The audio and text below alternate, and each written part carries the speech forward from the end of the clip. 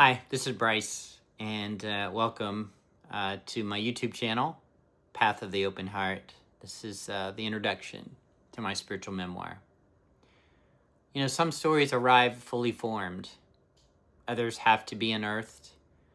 My story came from deeper places, from the marrow of my memory, from the hidden sanctuary of my heart, from the slow, patient work of listening and learning to listen from what hurts and trust what it is trying to say. For most of my life, I lived as though the wounds inside me were a problem I had to solve. I tried to outrun them through achievement, theologize them through faith, diagnose them through study, and outgrow them through the sheer force of my will. I search for meaning with the intensity of someone who believes the truth must always be just one insight away. And for a long time, I believed healing meant sealing up that hollow place inside my heart.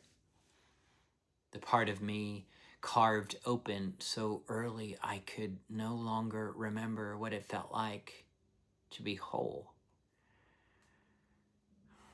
I thought if I became wise enough, if I was disciplined enough, if I was faithful enough, or self-aware enough, I might finally close that wound. What I didn't understand was this, that the wound wasn't unfinished business. It was an unfinished revelation. The pain I tried to escape was not an accident or a failure. It was a doorway. It was a doorway that I walked past for decades because I believed freedom meant escaping my own death. It took nearly a lifetime to realize that the hollow I feared was the very place where God had been waiting. My story begins there. It's a true story.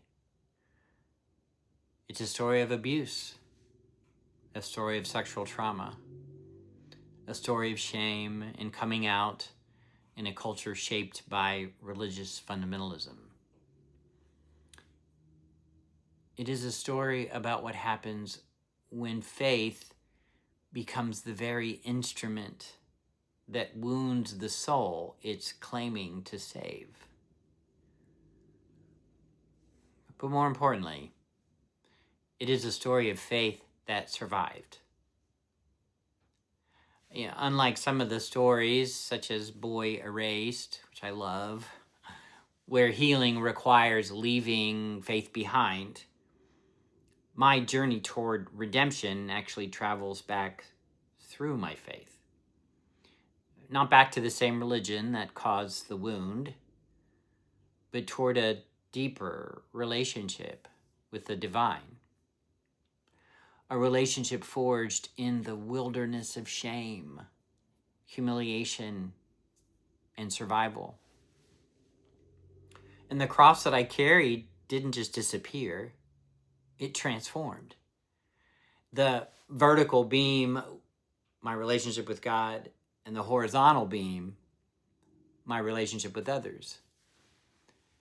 And at the intersection of those two lines was the place where my life finally started to make sense.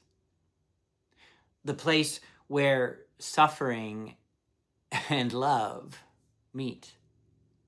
The place where I began to understand what it means to be human. What follows is not a perfect record of a life corrected. It's a story of a life unmasked. A life cracked open enough for light to enter and for love to finally have room to breathe. In these reflections, I retrace the quiet revolutions that shaped me, the betrayals that softened me, the humiliations that carved out new rooms inside of me, the moments of grace that slipped through when I least expected them, and the strange, fierce tenderness that kept rising from places I once believed were empty. This is the story of learning to stay open in a world that rewards closure, of discovering that sensitivity is not a liability, but it's a form of perception, of realizing that the parts of me that I once apologized for were the very parts capable of holding God. And if you're watching these reflections, perhaps some part of you already knows what it means to carry this sacred wound, a wound that has shaped you, haunted you, guided you, and refused to let you become anything less than fully human. If so, then welcome. This is not a map, but a companion. It's not a cure, but a candle. It's not an answer, but an opening.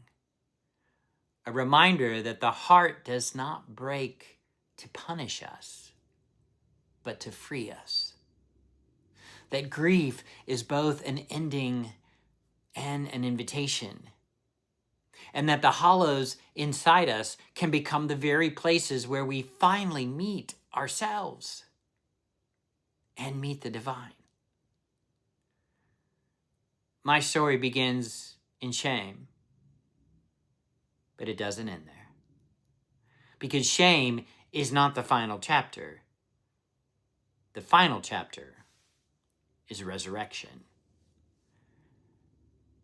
That is my story. And that is your story too.